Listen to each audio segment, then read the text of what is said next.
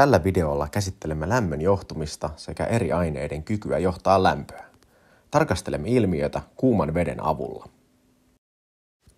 Demonstraatiossa me havainnoidaan, miten lasi, puu ja metalli johtavat lämpöä. Esineiden päähän laitetaan pieni määrä margariinia, jonka päälle asetetaan kevyt styroksipallo. Laitetaan välineet keetinlasiin, johon kaadetaan kuumaa vettä. Miten kuuma vesi vaikuttaa esineiden päässä olevaan margariiniin ja styroksipalloon? Kuinka lämpö johtuu eri materiaaleissa?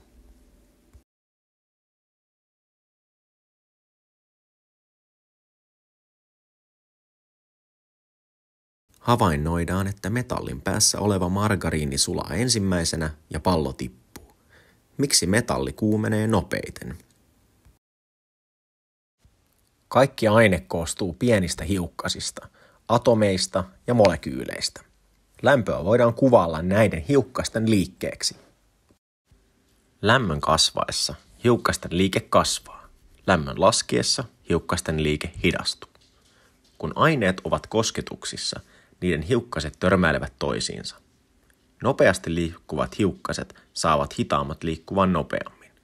Samalla nopeasti liikkuvat hiukkaset menettävät liikeenergiaansa ja hidastuvat. Näin lämpötilat tasaantuvat aineiden välillä. Lämpö siirtyy aina kuumasta kylmään. Eri materiaaleilla on erilaiset lämmön johtamisominaisuudet, ja niitä hyödynnetään monenlaisiin käyttötarkoituksiin.